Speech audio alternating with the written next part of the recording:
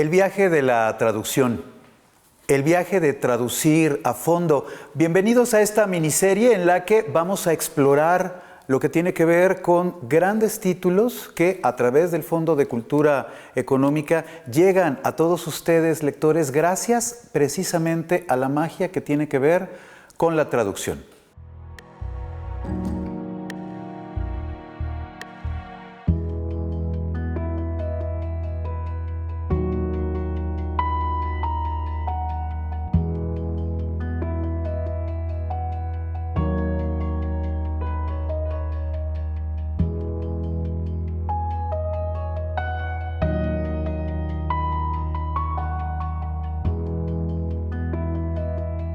El paisaje caprichoso, caprichosísimo y enriquecedor de la literatura rusa llega hasta nosotros gracias al trabajo ciertamente deslumbrante de nuestra primera invitada. Me da enorme gusto saludar en esta primera emisión a Selma Ancira, quien es traductora literaria. Selma, muchas gracias. Muchas gracias a ustedes por invitarme, estoy muy contenta. Detengámonos específicamente en el paisaje caprichoso de la literatura rusa. Libro que, por cierto, se llevó, si mal no recuerdo, en el 2016, sí. El Read Russia. Read Russia, sí. Justamente. Sí, sí. A literatura rusa, ¿no? El premio a la literatura rusa traducida. El libro surge por una invitación que me hacen para hacer una antología de literatura rusa. Bien. Claro, yo ponerme a traducir textos nuevos de toda la literatura rusa en un plazo muy breve, me vi incapaz.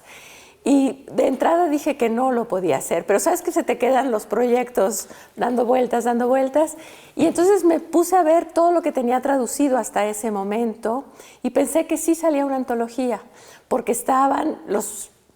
No todos, evidentemente, por eso el nombre de Caprichoso, bien. Pero los autores que más me han gustado, con los que he caminado a lo largo de los años, estaban traducidos. Estamos hablando de Pushkin, de Gogol, de Tolstoy, de Dostoyevsky, de Tsvetaeva, en fin, muy representativos de ese jardín que es la literatura rusa. Y entonces les propuse, si no les importa, pues vamos a pedirle a las editoriales en donde están estos libros publicados que nos los cedan y hacemos una antología con un texto de cada uno de los autores que merecen estar en esta antología. Y se movieron las personas que estaban encargadas de eso, a tal punto, te lo comentaba el otro día por teléfono, que el texto de Bunin, que es precioso, es un cuento que se llama Un otoño frío, estaba publicado en La Jornada, me parece, en el suplemento. Y yo no lo tenía por alguna razón, no existía, y se fue Rafa Vargas a buscarlo a la hemeroteca, lo copió y lo pudimos incluir, ¿no? Entonces, de esa manera están incluidos todos estos autores y falta Turgenev. ¿Por qué falta Turgenev? Porque no lo he traducido nunca, porque no es un autor con el que me identifique, con el que, para usar palabras de Marina Tsvetaeva, con el que vibre mi alma. Entonces no está dentro de mis autores. Faltan autores contemporáneos como Brodsky, que tampoco he traducido, pero hay una muy buena selección de autores que dan una imagen muy completa de lo que es la literatura rusa, ¿no? Bien. Entonces, leer textos de estos autores que han sido fundamentales para el desarrollo, ya no solo de la literatura, yo te diría del pensamiento ruso incluso, ¿no? Ahora que lo estaba releyendo para la entrevista, me daba cuenta de cuántos elementos comparten sin saber probablemente, ¿no? Tolstoy y Dostoyevsky. ¿Te acuerdas del libro Tolstoy o Dostoyevsky? Hay una cantidad de elementos en los que se tocan, ¿no? Es muy curioso y me gusta pensar que sí, que es un todo este librito, que realmente abarca aquello que llamamos, que queremos y que consideramos la gran literatura rusa, ¿no?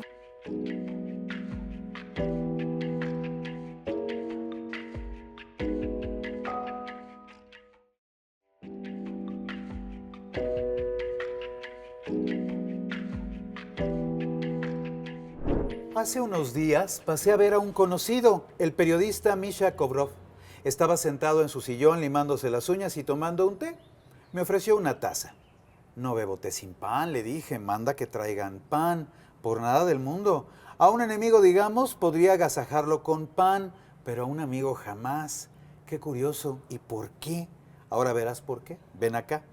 Misha me llevó hasta una mesa y abrió un cajón. Mira, miré dentro del cajón y no vi absolutamente nada. No veo nada, un poco de basura, unos clavitos, unos trapitos, unas cuantas colitas. Eso es justamente lo que quiero que veas. Desde hace 10 años colecciono estos trapitos, estas cuerdecitas y clavitos, una colección notable. Y Misha recogió con una mano toda aquella basura y la esparció sobre una hoja de periódico. ¿Ves este cerillo consumido?, me preguntó mientras me enseñaba un cerillo común y corriente, ligeramente carbonizado. Es un cerillo muy interesante. El año pasado lo encontré en una rosca que compré en la panadería de Sebastianov. Poco faltó para que me atragantara. Afortunadamente mi esposa estaba en casa y se puso a darme golpes en la espalda, que si no, el tal cerillo se me habría quedado atravesado en la garganta. ¿Ves esta uña? Hace 3 años fue encontrada en un bizcocho comprado en la panadería de Filipov. El bizcocho, que como sabes no tiene ni pies ni manos, tenía uñas. Travesuras de la naturaleza. Este trapito verde habitaba hace 5 años en un embutido comprado en una de las mejores tiendas moscovitas. Esta cucaracha, hoy seca, en otras épocas nadaba en la sopa de col que comía yo en la cafetería de una estación de trenes. Y podríamos seguir y seguir, querido. ¡Qué colección maravillosa! Sí, pesa 1,5 libras, sin contar lo que por falta de atención debo de haberme tragado y digerido, y me habré tragado unas 5 o 6 libras. Misha tomó con cuidado la hoja de periódico, admiró su colección unos cuantos segundos y la devolvió al cajón. Yo tomé la taza que me había ofrecido y comencé a sorber el té, ya sin pedirle que mandara por pan. Este texto, la colección de Anton Chejov, integra este paisaje caprichoso y ciertamente enriquecedor de la literatura rusa. Selma, ¿qué decir sobre el personaje que implicaba Chejov? Bueno, es el maestro de la concisión. Chejov es sobre todo autor de cuentos muy breves, como el que acabas de leer. Sí, poderosos y articulados. Poderosos, porque en página y media crea todo una historia que tiene mucho, mucho trasfondo, ¿no? Bien, bien, bien. Chejov es también dramaturgo, no se nos puede olvidar El Jardín de los Cerezos, Las Tres Hermanas, y autor de novelas un poquito mayores como La Dama del Perrito, que tenemos en la colección. Publicada en Vientos del Pueblo, dentro del Fondo de Cultura Económica. Ajá. Entonces es un autor fundamental en la literatura rusa, ¿no? Muy, muy, muy interesante como pensador, una manera muy peculiar de ver el mundo en el que vivía, siempre con cierta nostalgia, siempre con cierta... no diría amargura, porque con mucho humor cuenta estas desgracias, porque estarte tragando cosas cada vez que te comes un pan. Exacto, no pobre hombre. En realidad no lo que tiene ahí es es la colección de esas desgracias, sí, que le tributa a los enemigos. Claro, Exacto. claro. No, es un personaje realmente fascinante, Anton Chejov. Y afortunadamente no el único que integra el caprichoso paisaje de la literatura rusa, porque allí tenemos, por mencionar solo alguno más, a Dostoyevsky. De Dostoyevsky tenías por allí una selección que también nos querías compartir. Bueno, ahora. de Dostoyevsky traduje no una cosa de ficción, no Bien. una novela, no un cuento, traduje una carta porque él a lo largo de toda su vida le escribió a su hermano Misha. Bien. Y entonces hay un momento muy dramático en la vida de Dostoyevsky en que lo condenan a muerte. Y en el último momento, cuando ya están a punto de fusilarlo, llega el indulto del zar. Y las reflexiones de Dostoyevsky en ese momento me parece que son como la espina dorsal que atraviesa toda la literatura rusa. Hermano, querido amigo mío, todo está decidido. Me condenaron a 4 años de trabajos forzados en una fortaleza y después me harán soldado raso. Hoy, 22 de diciembre, nos llevaron a la Plaza Semyonovskaya. Ahí nos leyeron la sentencia de muerte. Nos permitieron besar la cruz, rompieron las espadas sobre nuestras cabezas y nos pusieron las camisas blancas para recibir la muerte. Después amarraron al poste a los primeros 3 para llevar a cabo la ejecución. Yo era el sexto y nos llamaban de 3 en 3. Por lo tanto, estaba en el segundo grupo y no me quedaba más de 1 minuto de vida. Me acordé de ti, hermano, de los tuyos. En ese último minuto tú, únicamente tú, estabas en mi mente. Solo entonces me di cuenta de cuánto te quiero, querido hermano mío. La carta continúa y a mí me gustaría resaltar este párrafo. Hermano, nunca me sentí abatido ni desalentado. La vida es en todas partes la vida. La vida está en nosotros mismos y no en el exterior. Cerca de mí habrá gente.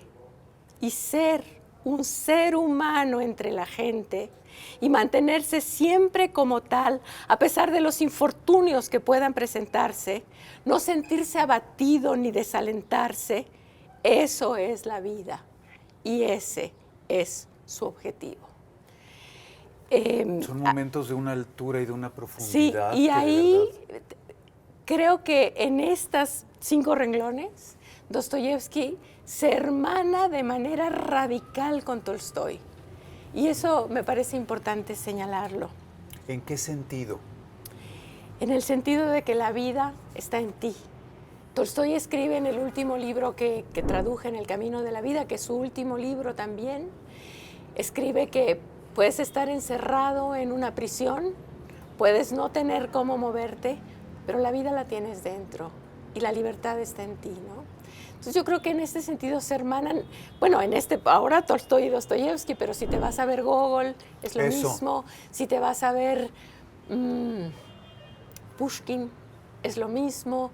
Yo creo que esto es lo que comentábamos hace un poco, ¿no? Es como la espina dorsal que atraviesa la literatura rusa. Hermosa imagen, pero que además me permite tratar de profundizar en esta serie como de abuelo de pájaro sobre estos personajes. ¿Consideras que existe algún tipo de, no sé si definirlo como misterioso, vaso comunicante que quizás tenga que ver con la región en este poder de historias que acompañan a estos, en el poder de historias que acompañan a estos personajes? Hay un concepto muy difícil de definir, pero muy utilizado a diestra y siniestra, tanto en territorio ruso como fuera de las fronteras, que es el alma rusa.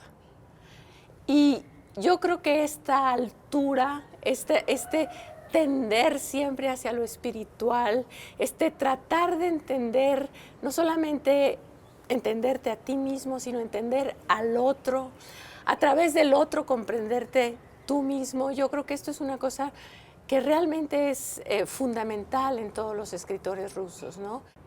Me quedo pensando en lo que implica para un traductor hallar esa fuerza, me atrevo a decir, luminosa, o ese poder casi que mágico en lo que vas leyendo nativamente.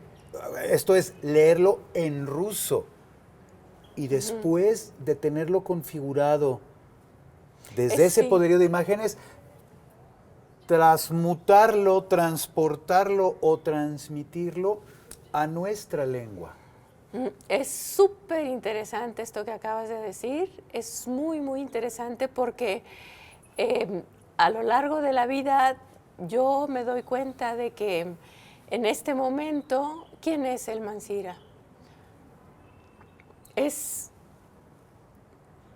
cada uno de sus autores.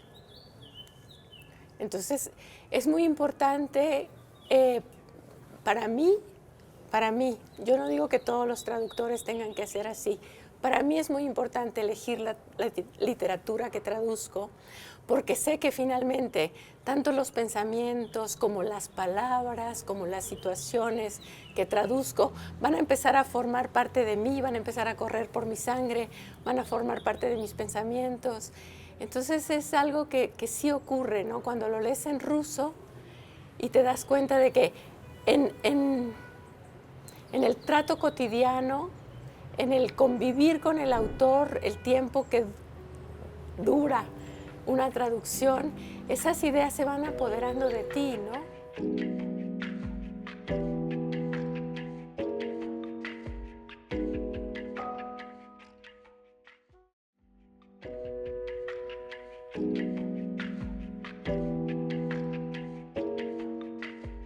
Hay que recordar a las lectoras, los lectores que nos acompañan en esta primera emisión de nuestras traducciones a fondo, charlas que tienen que ver con los títulos que llevamos hasta ustedes gracias al trabajo de grandes traductores que estamos transmitiendo desde la Universidad del Claustro de Sor Juana. Al equipo que nos ha acompañado el día de hoy en este hermosísimo lugar, nuestro agradecimiento. El lugar común más común de todos los lugares suele hablar acerca del libro que se traduce. Ay, el libro se tradujo del ruso al español, como si de repente le aparecieran poderes mágicos al título y solito de repente transmutara a nuestro idioma. Pero la verdad de la vida es que las cosas no son así. Para que un libro se traduzca, hace falta una gran labor de campo, Selma. Uno cuando traduce un libro no está traduciendo únicamente palabras, está traduciendo realidades, está traduciendo un universo completo. Haz de cuenta que es una planta exótica que la tienes que trasplantar en tu cultura. La tienes que traer. Qué bonita imagen la que estás creando. Claro, es como tomar ese espécimen crecido allá en esas condiciones, Exacto. en esas tierras y con esa temperatura y de repente y trasladarlo aquí y hacer que arraigue y hacer que crezca y hacer que dé frutos. Y para todo eso hay mucho, mucho trabajo detrás. Quiero decir, cuando tú traduces un libro, no traduces solamente ese libro o las palabras que constituyen ese libro.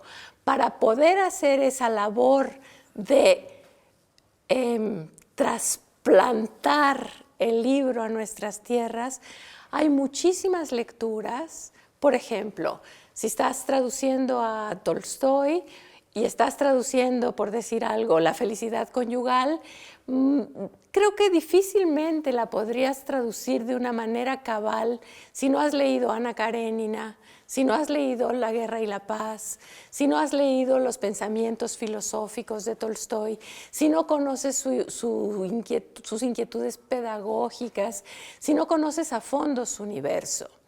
Por otro lado, hay que leer, como digo, los libros del autor. Hay que leer también los libros de los cuales el autor se ha nutrido. Muchas veces también el libro te lo exige, hay que ir a los lugares, porque decía una poeta chipriota que traduje para la Universidad Veracruzana que un escritor no puede escribir de lo que no conoce, y traducir es escribir. Un traductor no puede escribir de lo que no conoce. Entonces, muchas veces el libro te obliga a realizar un viaje para conocer el lugar en el que sucede la acción. Ese es el trabajo de campo. Después, cuando ya tienes el primer borrador, pues tienes que empezar a traducir. Yo siento siempre en mis traducciones, el primer borrador, Lalo, se arrastra. Lo lees y dices, madre mía, ¿cómo le cuesta? Ahí va más o menos viviendo en ese nuevo idioma. Pero se arrastra. Bien. Empiezas a trabajar. Entonces el borrador ya gatea. Empieza a gatear y vas viendo que poco a poco, ahí va. Sigues trabajando una tercera vez. El borrador empieza a dar sus primeros pasitos en español. Sigues trabajando y el borrador empieza a caminar. Después corre. Todas esas son traducciones, son revisiones de la traducción. Y cuando ya sientes que el borrador, aquel primer borrador, ya tiene alas, ya puede volar por sí mismo, es el momento de entregarlo en la editorial. Es un momento difícil, porque uno... Hay que desprenderse de ese no te trabajo, quieres desprender claro, de tu trabajo, pero es el momento de hacerlo. Pero son muchas etapas, son muchas revisiones. Una cosa es revisar el cuento de Chekhov 7 veces y otra cosa es revisar La guerra y la paz 7 veces. Sí, naturalmente. ¿Entiendes? Y me pones a pensar, Selma, en el viaje profundo que esto literalmente implica. Referías en alguna de las conversaciones que tuvimos previamente a esta charla que el día de hoy estamos acá llevando a cabo, que el libro, mientras que lo estás traduciendo, en toda la etapa en la que estás trabajando con él, verdaderamente se te mete en las venas, viaja en tu torrente sanguíneo. Sí, durante el tiempo que lo estás, hay muchas anécdotas de eso, pero creo que no nos va a dar tiempo.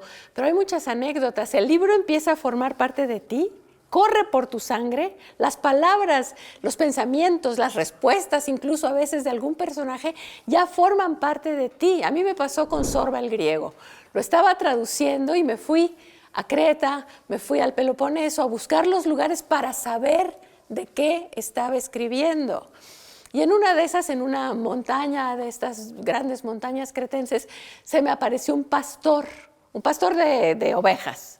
Detuvo el coche, me paré. Le había pasado lo mismo 100 años atrás al autor, a Nikos Kazantzakis. Te juro lo mismo. Y entonces el pastor me dice, lo mismo que le dijo el pastor a Kazantzakis. No me digas. Sí, le dice, me dijo, ¿tiene un cigarrillo? Entonces yo, que en ese momento la novela estaba dentro de mí, me circulaba por las venas, le contesté lo mismo que le contestó Kazantzakis al pastor en ese momento. No tengo un cigarro, pero tengo una navaja, no sé qué. En ese momento me sabía toda la hilera de cosas que le ofreció.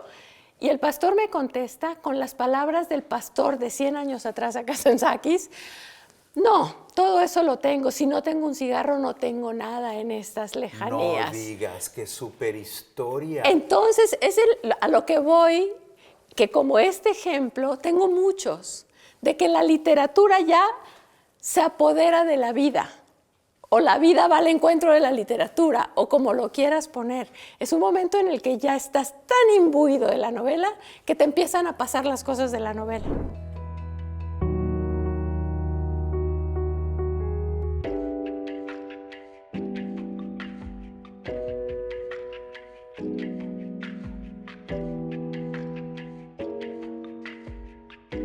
Yo vengo de una familia lectora, mi papá además era actor de teatro, entonces desde muy pequeña conviví con nombres como Chekhov, Andreyev, Gogol, sobre todo. Yo creo que todavía hay gente que se acuerda del Diario de un loco, que hacía mi papá este monólogo, y como que la literatura rusa entró solita, ¿no? Sin que yo me diera cuenta. Estaba terminando la carrera de literatura rusa en la Universidad Estatal de Moscú y llegó a mis manos un paquete de hojas mimeografiadas. Fíjate de qué época estamos hablando. No, pues les digo, un viaje verdaderamente fascinante que entraña la traducción y muchos elementos alrededor de ella. Sí. Un paquete de hojas mimeografiadas que me dieron en la Agencia de Derechos de Autor y me dijeron, no lo abras hasta llegar a tu casa.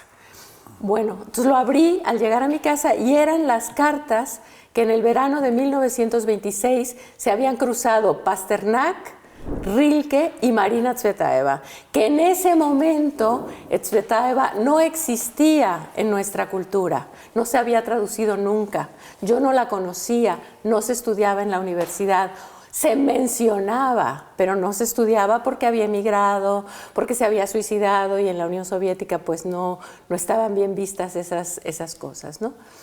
Entonces la descubrí y me deslumbró, Lalo. O sea, me deslumbró a tal punto que empecé a sentir, ¿sabes cuando te enamoras, no? Esa clase de poder. Esa clase de poder, que ya solo puedes pensar en eso, que estás completamente sumergido en la magia de esa pluma, ¿no? En la grandeza de esas frases, al mismo tiempo la simplicidad, la concisión para expresarse, enloquecí.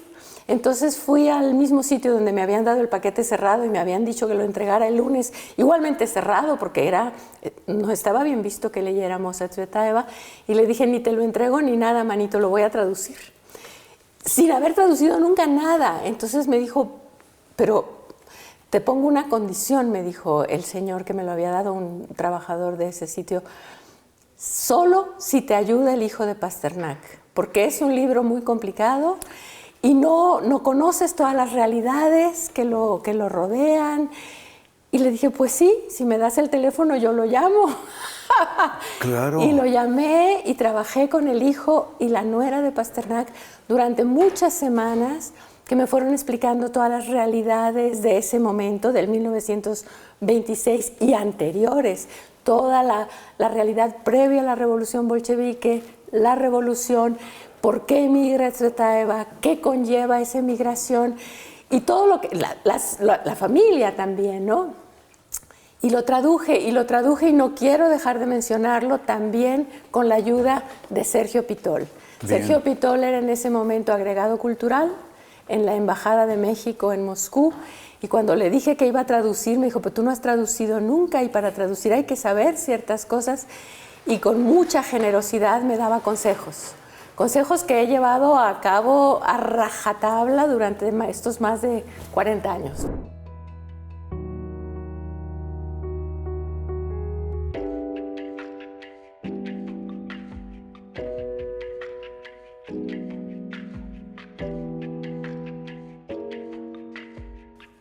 Yo aspiro a que mis traducciones en algún momento lleguen a formar parte del canon literario en español. Que esas plantas que he traducido, trasplantado, traído, crezcan y ya no sea una planta exótica, sea una planta nuestra. Muchas gracias por Muchísimas gracias a ustedes por darme la oportunidad de hablar de lo que realmente amo. La traducción, la literatura. Por hoy es todo, pero aquí nos miramos en la próxima emisión de Traducciones a Fondo.